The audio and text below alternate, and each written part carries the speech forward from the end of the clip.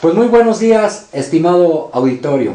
Estamos en su sección La Entrevista de la emisión del día de hoy de La Verdad sobre la Mesa. Sección que, como todas y todos ustedes saben, está orientada a platicar con personajes de la sociedad zacatecana.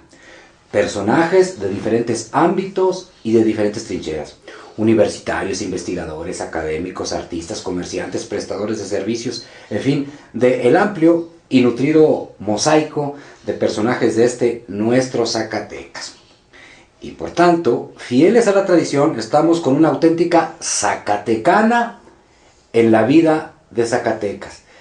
Además, mi amiga de hace muchos años, la doctora Celia Montes Montañez. ¿Cómo estás, Celia? Hola, Félix. Me da mucho gusto saludarte, que nos recibas en tu espacio, pero yo incluso me gustaría, si tú me lo permites, Celia, empezar señalando un elemento que seguramente ayuda al auditorio a entender la visión de Celia, sus pensamientos, su visión de la vida.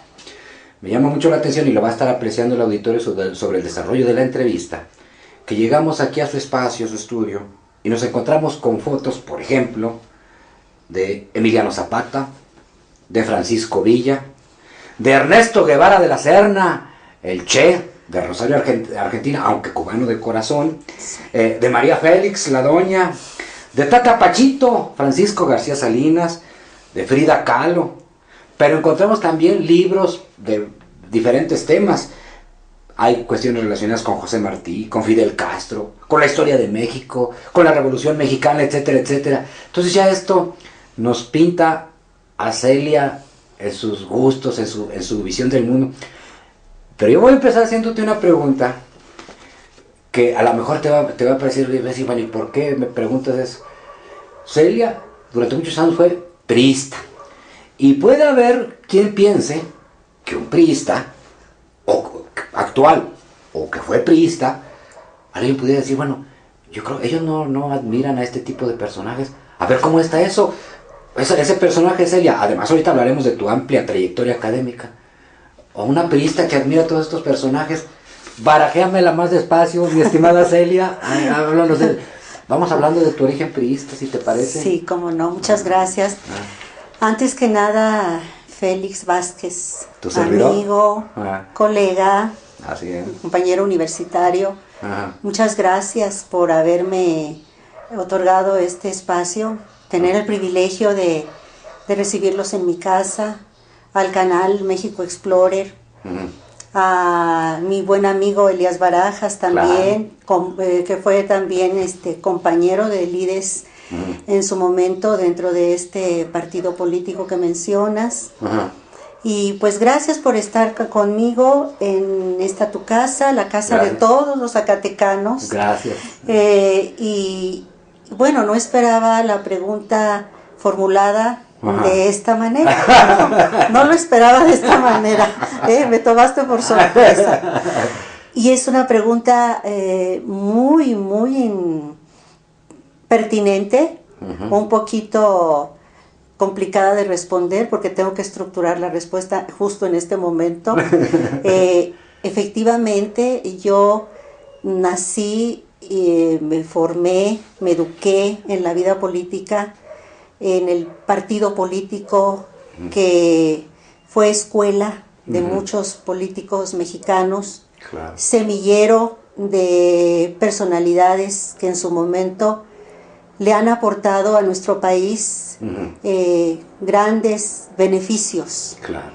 Como en todo partido político, obviamente hay fallas, hay momentos oscuros que son naturales, ¿no?, dentro de una organización política. En el caso mío, yo nací en este partido porque mi abuelo paterno fue un militante priista de convicción, fue un político honesto, congruente, un gran lector de la historia de México. Un hombre culto. Un hombre, un intelectual en la política, de los que desafortunadamente se han ido diluyendo, claro. o se han ido alejando de la actividad política partidista, por las circunstancias que todos conocemos, que han desilusionado, desencantado a muchos talentos políticos y gente buena, gente honesta, que pudiera aportarle mucho a nuestro país y a nuestro estado, pero que las condiciones pues no permiten una participación directa, pero estamos, yo también me incluyo, en otras vías a través de las cuales seguimos haciendo todos los días por nuestro país, por nuestro estado, por nuestra sociedad. El PRI para mí fue desde niña una inspiración, una motivación muy grande, una ilusión enorme de un país como el que le dio vida al partido, ¿no? Claro. Era la época del México posrevolucionario. Claro. Y los ideales de la Revolución Mexicana fueron los que yo conocí en el discurso político del partido. Estoy hablando de la década de los 60s. Los discursos que escuché pues fueron los de mi abuelo, que fue diputado local por el 7º distrito cuando fue gobernador Francisco E. García, Panchito García. Sí. Y yo lo veía en el ejercicio político de una manera muy hermosa, como gestor, como un servidor público, un profesor dentro y fuera de las aulas escolares, y ese modelo de político fue el que yo asimilé, y fue el que me inspiró para, desde muy jovencita, participar en el Partido Revolucionario Institucional. Siempre me gustó mucho la oratoria, nunca quise que me dijeran mis discursos, y bueno, yo tenía una orientación nacionalista muy bien cimentada, y la llevaba a la práctica en mi discurso, en las actividades que hacíamos. En tus hechos, en tu actuar, entiendo. Sí, También, sí, o sea, yo no veía una distancia entre la ideología y la realidad que yo vivía, porque yo las conjugué en una sola, en un solo sentimiento, y así fue como hice mi quehacer político. Aquel nacionalismo que con el tiempo se fue construyendo de una manera diferente. Claro. Por mis estudios, por mi experiencia dentro del partido, en el tiempo en que me tocó participar. Fueron 25 años de militancia en el PRI, una escuela para mí. Cuando ya fui abriendo los ojos y dándome cuenta de realidades que estaban más allá de mis ideales, ¿no?, nacionalistas, o que no correspondían, fue el momento en que me retiré de la vida política, pero me seguí documentando, estudiando, preparándome, y poco a poco fui teniendo una cercanía pues muy frecuente con la Asociación de Pedagogos de Cuba. Empecé, aunque desde niña me seducía mucho la personalidad de Fidel Castro. Ya más grande, la entrevista que le hizo Gianni Mina, claro. Una entrevista que duró 15 horas al comandante, emblemática. Claro. La amistad que tuvo con García Márquez. El gran Gabo. Que a nosotros aquí en la familia pues también ha sido un modelo a seguir. Claro. Tengo un hijo escritor que tuvo la fortuna de conocer y convivir con García Márquez. Entonces empecé a apasionarme por otra forma de ver el desarrollo social. Pues, estamos hablando pues de un tránsito, pues ya otra actividad, pero yo me gustaría antes de empezar, la reserva que vamos a abordar ahorita Cuba, vamos a abordar ahorita la cuestión como académica, como historiadora, pero quisiera cerrar ese círculo. Para mí está claro y que Celia es la priista producto del nacionalismo revolucionario. Sí. Que dio figuras emblemáticas, simplemente señalemos una figura, Tata Lázaro, con el solo hecho de decir que es de alguna manera parte de esa cuestión. Pero además de aquel PRI que formaba cuadros, de aquel PRI que salían políticos con construcción en oratoria, con construcción ideológica, con construcción filosófica, que desafortunadamente es una especie, si no en peligro, si no extinta, ya en peligro de extinción. Entonces Celia es producto de esa situación. Sí. Ahora, pero yo recuerdo también a Celia candidata a gobernadora del estado de Zacatecas, pero te recuerdo como candidata a gobernadora, pero no por el PRI. ¿Cómo está esa situación, mi estimada Celia? Esa situación se generó también dentro de esa misma devoción política que yo tenía por mi partido. Se generó una coyuntura política en Zacatecas, de la cual yo era ajena, pero bueno, a la distancia veo yo como una muy buena experiencia, una experiencia muy aleccionadora, haber sido distinguida como primer candidata mujer al gobierno del estado de Zacatecas, aunque en ese momento yo no era consciente realmente de la magnitud de la responsabilidad que en ese momento me fue conferida, justamente dentro de mi partido, para servir a mi partido desde fuera. Entonces le proponen dentro del PRI que pueda ser candidata para ayudar al PRI desde fuera del PRI. A ganar las elecciones, sí. Okay. Sí. Yo tenía un liderazgo muy firme, muy amplio en Zacatecas con las mujeres. Y era una figura política. Incluso fuiste líder estatal de mujeres, ¿no? En el PRI. Sí. Fui dirigente estatal de las mujeres en el partido y fui coordinadora estatal del programa Mujeres en Solidaridad de gobierno del estado. Entonces yo ya tenía trabajo con las mujeres, ellas me conocían porque yo fui política de a pie siempre, y fui política y lo sigo siendo, que no supo que le ofrecieran dádivas, beneficios o comodidades para figurar en la escena política. Era un trabajo de campo, real, de gestión, de vocación, y por esa razón consideraron en su momento, ya tendré la oportunidad de publicar un documento que se llama Notas sueltas de un relato biográfico, que ya tiene 70 cuartillas, y ahí cuento la historia con nombres y detalles, pero por lo pronto lo que puedo decirte es que en esa coyuntura política y con la intención de apoyar al partido para que ganara la elección en el 98, es que yo iba a traer los votos de las mujeres, y de esta manera se le iban a restar votos al partido que en ese momento apuntaba, ¿no?, al triunfo electoral como fue. Entonces, así fue que participé. Esa fue un episodio de mi vida política que me dejó grandes aprendizajes.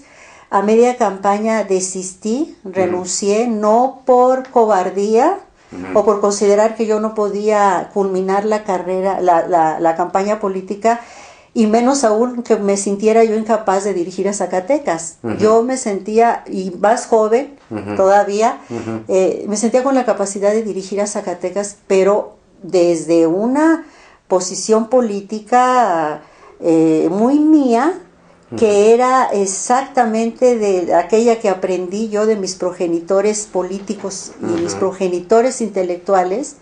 Me refiero a personajes de mi familia, a personajes también de la vida pública, como el presidente López Mateos, al que yo admiro mucho y sigo admirando, y entre más estudio lo sigo admirando más por su obra educativa. Yo tenía mis personajes, yo tenía mis convicciones y pensaba que era capaz de dirigir a Zacatecas, pero cuando vi que estaba yo siendo ahí pieza de un juego político, pero no de un juego político limpio, tuve la valentía, no la cobardía, de retirarme. Más bien actuaste con honestidad, con congruencia a tus principios. Con honestidad. Así como el eslogan que se decidí para aquella campaña, y que es por Zacatecas, fue por Zacatecas que yo decidí dejar ser parte de ese... Es que yo supongo que debe ser traumático el que tú inicias un proyecto y que lo ves con limpieza, con una cierta visión, y que a mitad del camino te das cuenta que otras gentes no lo están viendo así. Y hay momentos en que si se da uno cuenta de eso, pues se debe abandonar aquello en lo que no es lo que uno cree que era, ¿verdad? Así es. Claro, claro. Sí, son decisiones extremas, pero bueno, sucedió, y de ahí fui yo estructurando mi nacionalismo, el nacionalismo mío, construido con mis afanes académicos, con mis ilusiones de un México mejor, con lo que he aprendido de otras regiones fuera de nuestro país. Y entonces Frida, Zapata, Villa, que bueno, tenemos tantas versiones de Pancho Villa, pero el Villa del profesor Montes, mi abuelo, que yo conocí a los 9 años, y que después fui definiendo más en su personalidad, ellos, estos personajes, entre otros, son los que le han dado el giro y la visión nacionalista, claro, que yo he construido. Claro, pues simplemente hablando de Villa, aquí por ejemplo hay por señalarle un auditorio, aquí tenemos el de Paco Ignacio Taibo, por ejemplo. Sí. El de Paco Ignacio Taibo, que hay mucho de Villa que tiene aquí la maestra, de Paco Ignacio Taibo II, sí. Pancho Villa, voy a ponerme los lentes, según yo me estoy haciendo. Pancho Villa, una biografía narrativa. Ah, ok. Ya estoy ruquito. Ya no. Yo por eso me pongo mis anteojos también. Pues, y podemos escuchar. Tenemos otras versiones. Bueno, la primera que yo conocí fue la de Martín Luis Guzmán. Claro, claro. Cuando yo tenía 9 años de edad, ese es el primer libro que me dio a leer mi abuelo. Y ahora con Paco Ignacio Taibo, voy a la mitad del libro, estoy conociendo a otra de las múltiples personalidades de Villa. Claro. Y bueno, yo entre más lo conozco a través de distintas interpretaciones, más lo respeto. Claro, pero ahora, lo que pasa es que con Celia se puede platicar de tantos temas y nos podemos pasar aquí horas y horas. Sí. Pero Celia también académica, bueno, pues, profesora normalista, licenciada en Derecho, tiene 2 maestrías, una maestría en Ciencias de la Educación, otra maestría en Historia y doctora en Historia. Bueno, ¿y por qué te dio por este ramo de la historia y en particular, mi estimada amiga? Por lo mismo, porque yo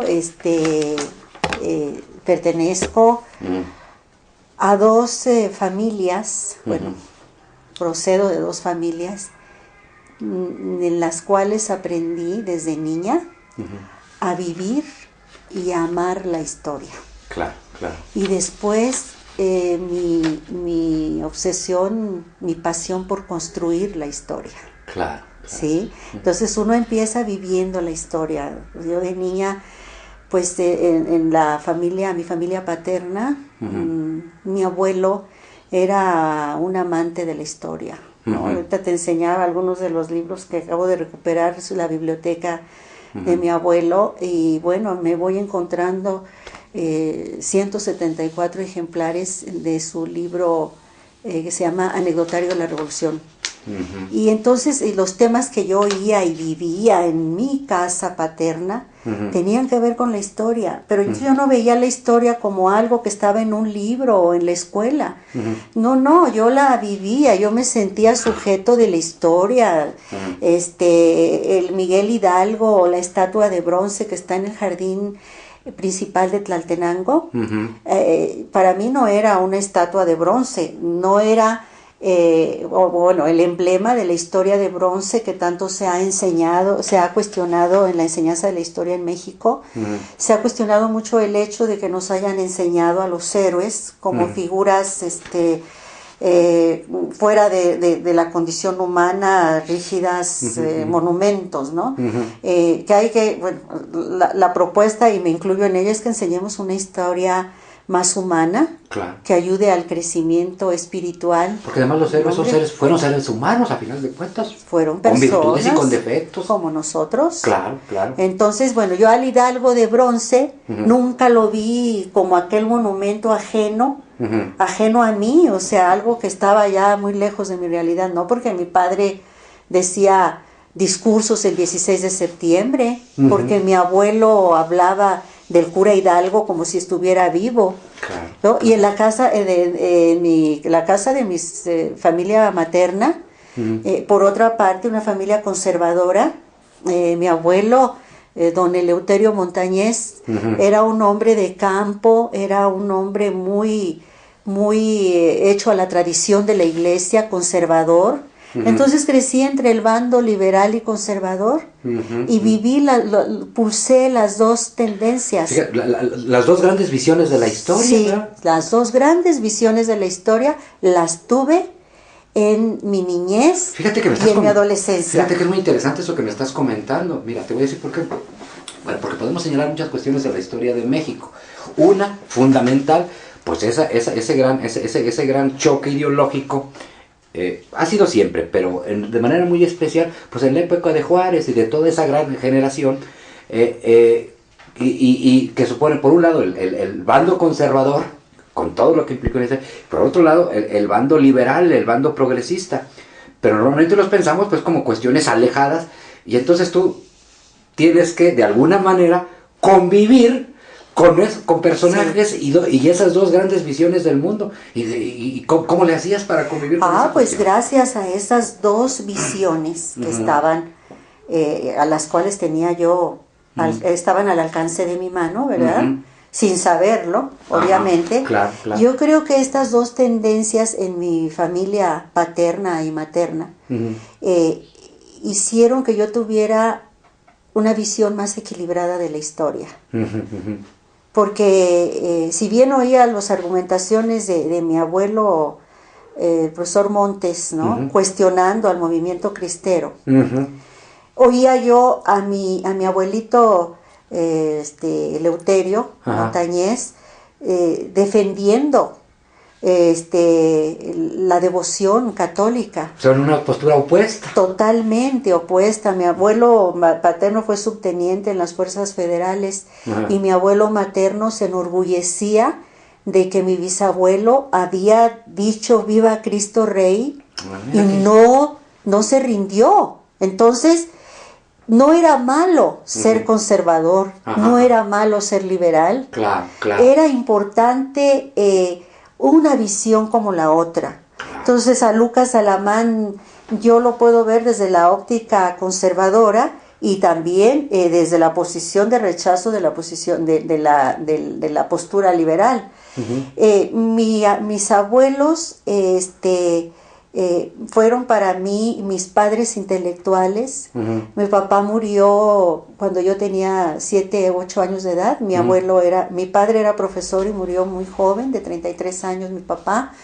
Pero me acuerdo muy bien de él, en sus conversaciones con mi abuelo, comentaban todo lo que sucedía en el país, porque llegaba el periódico Excelsior a Tlaltenango, a través de los camiones Línea Verde, y a mí mi abuelo me mandaba todos los días por el periódico, por el Excelsior a la terminal, yo se lo llevaba, comentaban, hablaban, cuestionaban, y estaba la historia del país, el pasado, estaba estrechamente vinculado con el presente, al cual yo le daba significado. Se entrelazaban a final de cuentas. Sí, claro. Porque ellos estaban hablando de lo que estaba sucediendo, de la nota del momento, de alguna declaración del presidente o algo que tuviera que ver con el pulso político del momento. Entonces lo hablaban y lo vinculaba mi abuelo, bueno, pero cuando fue presidente Cárdenas, las cosas eran de esta y otra manera. Iba yo a la casa de mi abuelo paterno, al rancho, porque allá pasábamos las vacaciones ¿cómo le decíamos? El tiempo de aguas. Claro. Mi mamá se venía a estudiar, mi mamá enviudó y de mi papá, y ella siguió estudiando para maestra en el Instituto de Capacitación del Magisterio. Por cierto, menciono a mi mamá, la profesora Lidia Montañez. Sí, que estamos hablando de qué región del estado, que ya lo dijiste, pero... Tlaltenango, Zacatecas. Capital del mundo y sucursal del paraíso. Claro, Tlaltenango. Mi mamá es del municipio de Momax, del rancho, un rancho viejo que está a 3 horas de Momax, a caballo. Nunca hubo, ni hay todavía medio de transporte. Entonces, en las vacaciones, mi mamá... Perdón, antes de continuar, nada más una pequeña interrupción, ¿eh? A ver, dime. A veces soy muy irreverente. Además, como usted puede saber, en esa región del estado, mujeres muy guapas, ¿eh? Ahora sí, a ver, continúa, amiga. Ay, gracias, Continúa. Muchas gracias. Bueno, sí, dicen que estamos en los límites, el noroeste, el suroeste de Zacatecas, colinda con el norte de Jalisco. Claro. No es para que vea, ¿eh? Y hay quien dice, ¿verdad? Por ahí, las mujeres de Jalisco, claro, bonitas, guapas. Claro. Y bueno, mis hijos, el más grande de mis hijos, que trabaja en la Secretaría de Desarrollo Social, claro, mi hijo César Octavio dice, se nota, mamá, que eres de Tlaltenango. Claro, soy su mamá. ¿Sí? ¿Por qué? Dice, pues mamá, dice... Hay un dicho coloquial, pero muy cierto, y a veces el lenguaje coloquial es más sabio que el doctoral, mi estimada amiga, que dice que la percha es la percha. ¿Será cierto? Gracias, yo creo que sí, ¿verdad? Yo creo que sí. Bueno, yo creo que sí. Pues allá en Rancho Viejo con mi abuelito Eleuterio, fíjate, me tocó sembrar, me tocó apartar las vacas, desgranar. Y me tocó ir en el macho, mi abuelo en un caballo y a veces yo en el macho. Íbamos a dejar el diezmo a la iglesia, acá a Momax, o llevábamos las primicias. Yo veía a mi abuelo separando el cacahuate, la calabaza, todo lo que iba a llevar a la iglesia. Y yo decía, pero ¿por qué tiene que llevarle mi abuelito a la iglesia? No era malo. O sea, ¿qué tenía de malo? Si él quería y tenía la devoción de hacerlo, yo no lo veía mal. Pero oía en la casa de mi abuelo paterno cómo se cuestionaba, ¿sí? Las fuentes de acumulación de capital de la iglesia. ¿Sí? En esa lucha ideológica que hemos dicho. Sí, yo ya decía, pero bueno, pero yo también veía que mi abuelo tenía razón. Pero también entendía que el abuelo materno tenía sus razones y él estaba convencido y así vivía. Entonces esa convivencia con las dos tendencias ideológicas que han prevalecido a lo largo de la historia general de México, yo lo viví en mi familia. Entonces imagínate el compromiso desde muy chiquita que yo sentí por hacer algo, por la sociedad, claro, por mi país. Claro. Mira, para cerrar el capítulo de la vida familiar, me acuerdo que mi abuelo lo vi como unos 3 meses antes de morir, antes de que recibiera la medalla Manuel Altamirano, que se otorga a los profesores que duran 50 años en servicio. Él estaba muy feliz porque iba a recibir esa medalla y nos vimos por la última vez y me dijo, no se te olvide que además de ser mamá, porque yo ya era mamá, eres ciudadana. Claro. Y tienes que aprender a cumplir con esas dos grandes responsabilidades. Fíjate. Al final de cuentas, tu abuelo, un patriota y un hombre de familia, sí, y con mucho amor a la patria, mucho amor a la familia, ¿verdad? Sí. Y lo inculca, pues, en sus hijos, lo en sus sembró. Nietos, ¿verdad? Sí. De tal manera que ese es tu ADN, ¿verdad? Ese es mi ADN. Ese es tu ADN. No puedo dejar de hablar de claro, eso siempre que tengo la oportunidad. Y además se te nota también que amas a tu terruño, ¿eh? Se le ve como que hablas con mucho orgullo allá de tu tierra, ¿verdad? Claro. Aunque bueno, vivimos 10 años en Jerez, al morir mi papá. Claro. Y mira, el profesor Samuel Correa, el cronista vitalicio de Jerez, un buen amigo, siempre que teníamos la oportunidad de convivir o me invitó alguna vez a presentar, por ejemplo, su libro Zacatecas en la Revolución y siempre me decía, bueno, yo me siento muy contenta de tener aquí a la jerezana, a la más jerezana de las jerezanas, me decía el profesor Samuel. Y bueno, voy a Tlaltenango y digo, este es mi pueblo donde nací, pero crecimos en Jerez y también ahí la influencia de la escuela, de los personajes que conocimos, mis hermanas y yo. Crecí con Ramón López Velarde. El bardo jerezano. Claro, me tocó ver la filmación de la película Vals sin fin. Claro. Y seguramente pues es de las que te emocionas cuando escuchas, patria, doy de tu dicha la clave, sé siempre fiel, siempre igual, fiel a tu espejo diario. Sí, claro. 50 veces es igual el ave. Taladrada en el hilo del rosario. Y es más feliz que tú, patria suave. ¿Por qué crees que me gusta a mí mucho platicar aquí con Celia? Porque además, a mí me gusta mucho platicar con las mujeres inteligentes y además buena onda. Gracias. Pero fíjate más, otra cuestión. Celia, una mujer que le expresa el reconocimiento y el respeto, por ejemplo, a personajes y el ala conservadora, pero también el respeto a lo de la liberal. Es más, fíjese nomás, estimado auditorio, una persona pues que reconoce varias cuestiones de esos personajes conservadores, pero por otro lado es admiradora de la Revolución Cubana y de todo lo que esto implica, una serie de personajes. Claro. Y qué más liberal, y qué más que hablar del concepto de la Revolución Cubana. Claro. Porque varias veces que platicamos comentas con una pasión las cuestiones de la Revolución Cubana. Sí. Has vivido en Cuba. Platícanos un poquito de esta otra. Mira, esta otra, yo diría que, bueno, a lo largo de los últimos 10 años, Cuba se ha convertido como en mi segunda patria. Uh-huh. Porque su historia, claro, la manera en que el país todavía sigue sobrellevando las difíciles circunstancias en las que se encuentran, la dignidad uh-huh. con que aceptan uh-huh. sus limitaciones, lo que construyen sin tener casi nada, claro, claro. La solidaridad que tienen para con los mexicanos, uh-huh. los aprendizajes que de la educación tenemos. Claro. El modelo pedagógico cubano es un verdadero ejemplo. Ejemplo mundial. Para el mundo, sí. La cuestión de la medicina, el deporte. Mira, los niños cubanos, todo en sí es tan difícil de describir un país como Cuba. Uh-huh.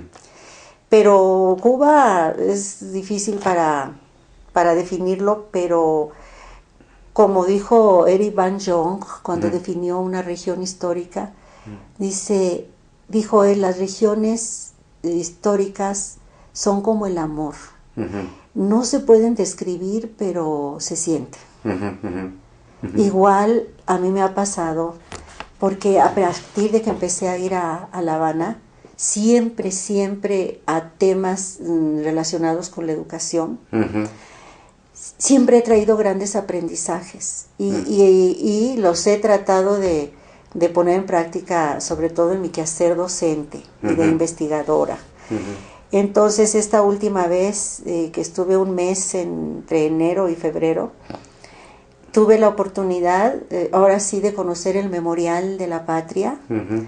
que está en Villa Clara, uh-huh. la tierra que más, bueno, la provincia que más reconoce, no todo Cuba lo reconoce, pero ahí en Villa Clara la personalidad del Che Guevara uh-huh. está hasta en las piedras que vas caminando, sí, uh-huh. el monumento uh-huh. impresionante a este luchador social. Claro. Yo me quedo con el Che Guevara puro, limpio, uh-huh. con todo lo que se expresó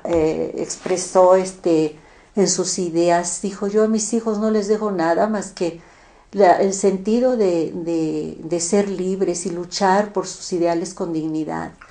Okay. Entonces, la revolución, la manera como se llevó a cabo, como se defendió, es lo que yo admiro mucho. Uh-huh.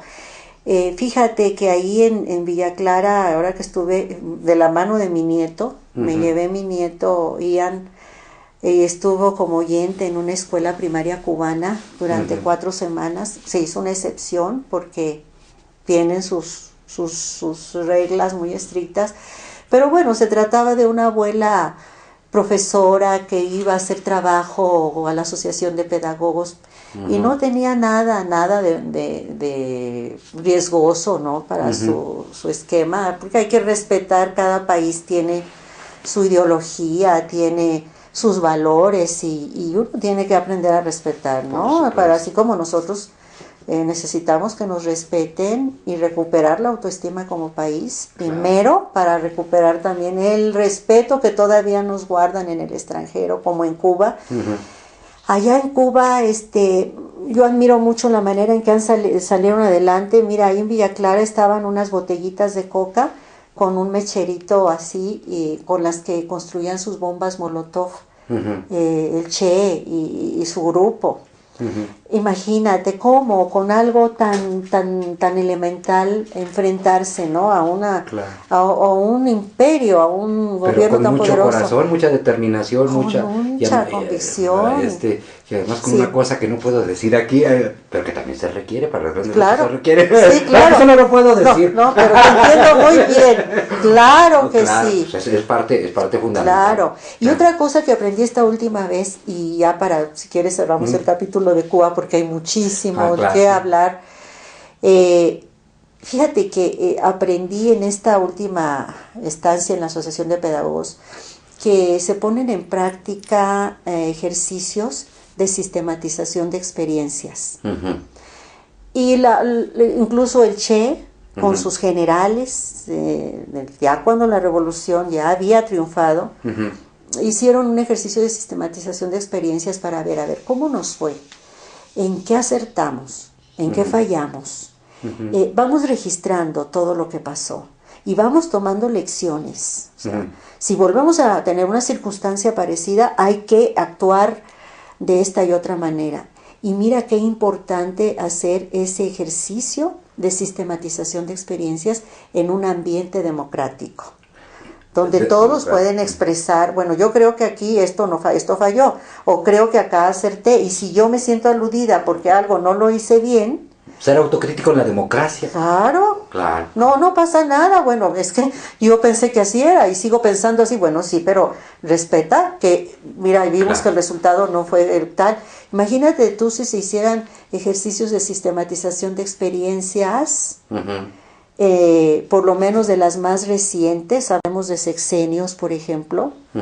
Vamos sistematizando qué ha pasado con nosotros, en qué hemos acertado, en qué no como país, pero tú sabes que para eso se necesita un camino largo que recorrer, ¿no? Y puede haber muchos a los que no les convenga esta cuestión. Claro. Pero ahora estoy intentando hacer un recorrido rápido porque con mi amiga Celia, insisto, podemos pasarnos horas platicando de cosas muy interesantes. Ahora quiero que hablemos de otro de tus grandes amores, la Universidad Autónoma de Zacatecas. ¿Qué es para Celia Montes la Universidad Autónoma de Zacatecas, Francisco García Salinas? Ay, es mi madre la universidad. Yo así les digo en mi casa a mis hijos. Es mi madre la universidad, a la que todo, casi todo, ¿verdad? Porque también estuve trabajando en la Secretaría de Educación muchos años, 32 años, pero desde hace 20 años la universidad es mi casa, es mi ilusión, es, como decía mi abuela, mi querer, porque todas las oportunidades las he tenido en la universidad. He podido estudiar, prepararme, viajar, siempre en planes académicos. La universidad me ha dado educación. Eso ha hecho posible que yo pueda educar a mis hijos. Ay, qué compromiso tan grande es ser universitario. ¿Cómo tenemos que devolverle a la sociedad lo que la universidad nos da? Nuestra alma mater. La madre generosa. La madre generosa. Desprendida. Qué tristeza que, caramba, ¿verdad? Cómo se ha desvirtuado la misión y la visión con que nació nuestra universidad, que fue el Instituto de Ciencias en su tiempo. Pero habemos universitarios, Félix, y nos contamos ahí. Tú y yo estamos, mira, frente a estas cámaras, tú, en tu función de tu programa, Y yo ahora, como tu entrevistada, pero como zacatecanos universitarios, que a través de nuestros comentarios estamos tratando de transmitirle a la sociedad zacatecana, ¿no? Nuestro sentir, nuestra trama axiológica, ¿no? La que heredamos de nuestros antecesores y que tanta falta le sigue haciendo al país. Nosotros de esta generación, pienso yo, tú eres más joven que yo, pero los que estamos en esta generación que nacimos a mediados del siglo XX, pienso que todavía los que vivimos somos los herederos de aquella trama axiológica, somos los que estamos sosteniendo al país todavía. Estamos poniendo nuestro granito de arena en la trinchera que nos corresponde, en el área que nos corresponde. Estamos en ese afán, siempre pensando en hacer algo para que las cosas mejoren en nuestro querido país, ¿no? Entonces la universidad nos da la oportunidad de prepararnos, de proyectarnos dentro y fuera del país. Y pues imagínate yo, los posgrados y lo que he podido trabajar y producir, pues se lo debo a la universidad. Y obviamente el compromiso por eso, Félix, gracias por estar aquí, aunque no hemos hablado de la producción académica mía, que es muy modesta. Pero mira, lo que estoy hablando es producto también de mi educación. De la construcción, y que además incluso dentro de la producción académica, que pudiéramos hablar mucho de ello. Déjame más, me pongo mis lentes porque según yo me quiero hacer el jovencito. No. Aquí ponemos nuestros anteojos, mira, yo también aquí los tengo. La enseñanza de la historia, del discurso teórico práctico a un contexto escolar, de la doctora Celia Montes Montañez, que es una de las varias publicaciones que tiene Celia en su faceta como académica, como historiadora, que de eso, bueno, pues hay tantas cosas que platicar. Además les digo, se entra aquí, estimado auditorio, y se respira cultura, se respira conocimiento, se respira enseñanza. Ay, mira, pero bueno, gracias. Tomando en cuenta la situación del tiempo, yo intencionalmente, con toda la intención, dejé una faceta fundamental, que yo sé que es fundamental, para abordarlo en esta parte final. ¿Cuántos hijos tienes, Celia? ¿Cómo se llaman tus hijos? Porque durante la entrevista te has expresado de tus hijos, así orgullosota, pero me gustaría que habláramos un poquito, aunque sea de esa faceta tan importante. ¿Cómo no? Claro que sí. Mira, como bien lo dijo mi abuelo, el compromiso que las mujeres mexicanas tenemos con nuestra familia es en estos momentos de crisis social y política que vivimos, es fundamental la formación que demos a nuestros hijos. Yo pienso que nosotras podemos hacer un buen contrapeso a los males sociales que ahora existen. Mira cómo está el sistema educativo mexicano. Mira a los maestros. Cuánta situación complicada, ¿no? Ese es otro tema. Pero me entristece, ¿no? Me entristece ver el contexto educativo que hay en nuestro país. Pero en las casas, dentro de nuestra casa, las mujeres podemos construir el México que queremos. Y con nuestros hijos es la parte más verídica, más real, a través de la cual tú puedes contribuir al país. Es muy, porque además está la relación ahí muy directa, nuestra aportación es inmediata. Es inmediata. Fíjate, yo tengo 4 hijos. ¿Cómo se llaman, perdón? El mayor de mis hijos se llama César Octavio. Luego sigue Manuel Iván, luego Germán y luego Celia Yoali. El mayor de mis hijos son Ramos Montes, mis hijos. El mayor es servidor público. Está a cargo de un área de programas de la Secretaría de Desarrollo Social. Abogado y político. Además, buen amigo. Y buen amigo también, también lo conoces. A él le tocó la faceta mía, política. El más grandecito, bueno, yo participé en varias comisiones dentro del partido y él me acompañó y vio cómo era y cómo pensaba su mamá en el ejercicio político.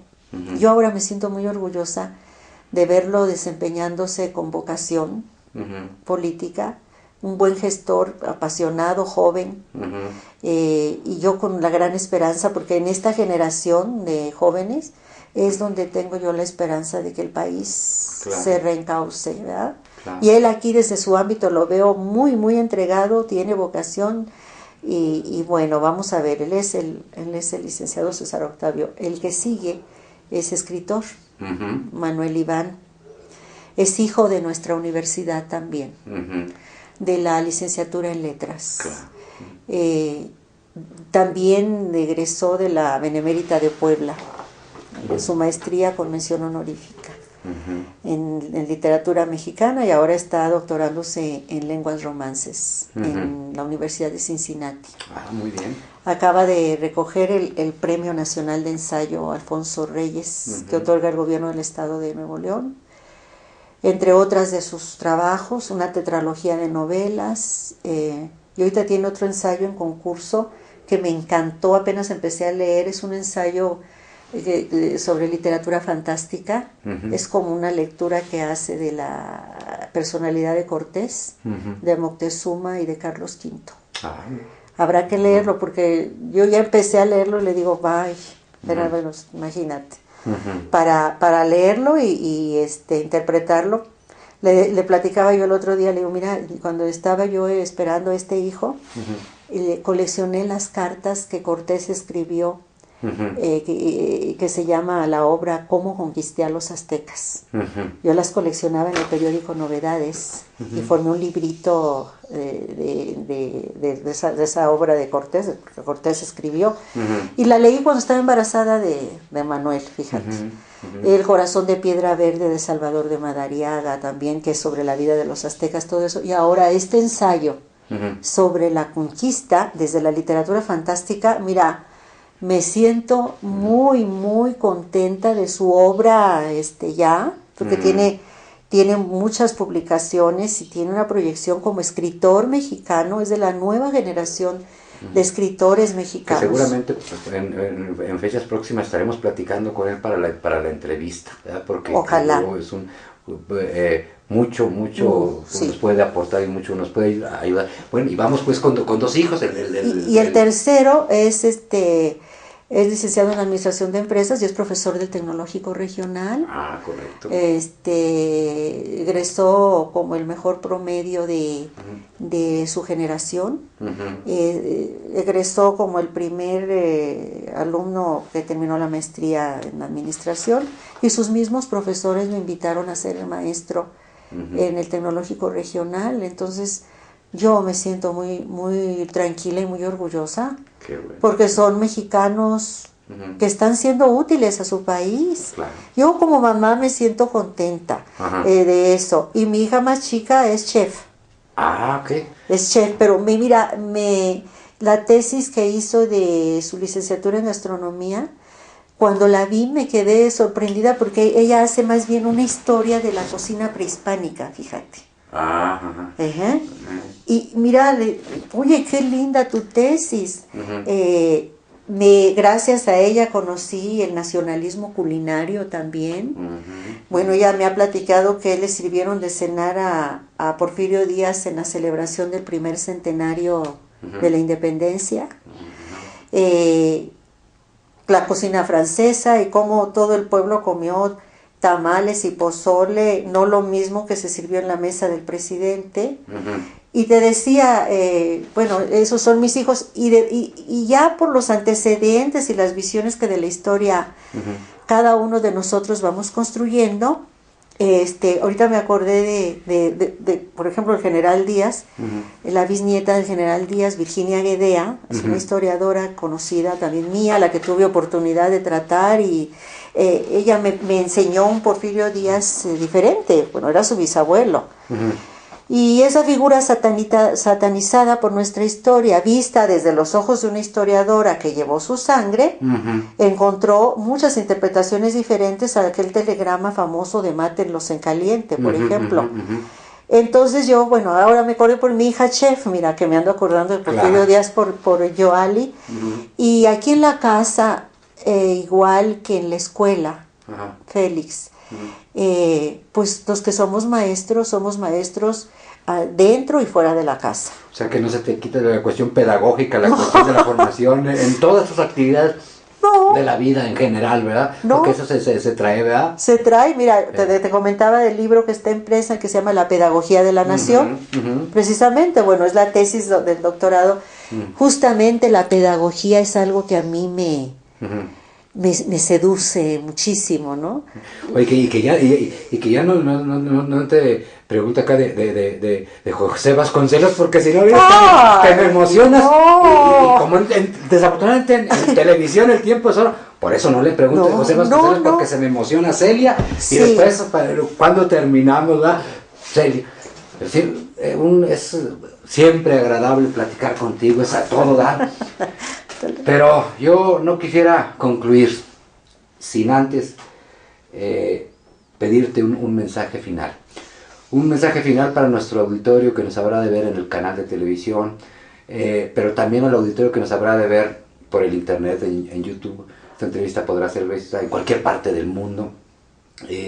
Un mensaje de esa Celia que es multipolifacética, esa Celia en su origen orgullosa, en su origen patria chica tierra provinciana, como decía el poeta, pero también esa Celia pedagoga, esa Celia educadora, esa Celia madre de familia, esa Celia universitaria, admiradora de cuestiones de conservadoras, pero también de cuestiones liberales, etcétera, polifacética. Un mensaje en su momento también priista, pero del nacionalismo revolucionario. Sí. ¿Algún mensaje, mi querida amiga Celia Montes Montañez? A ver, yo quisiera decirles a todos los zacatecanos y zacatecanas, a todos los mexicanos que algún día vean nuestro programa, que no olvidemos todos los días que estamos construyendo el pasado nacional. El pasado nacional, porque lo que hagamos hoy, mañana, ya será pasado.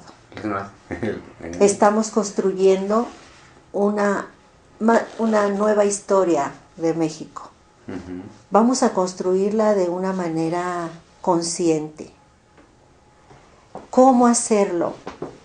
Poniendo en cada una de las acciones que emprendemos todos los días, desde la más sencilla hasta aquella que consideremos de mayor relevancia, poner todo nuestro empeño y nuestra dedicación para que las cosas salgan lo mejor posible, porque mañana ya no las vamos a poder corregir. Claro. El tiempo es lo único que no se recupera.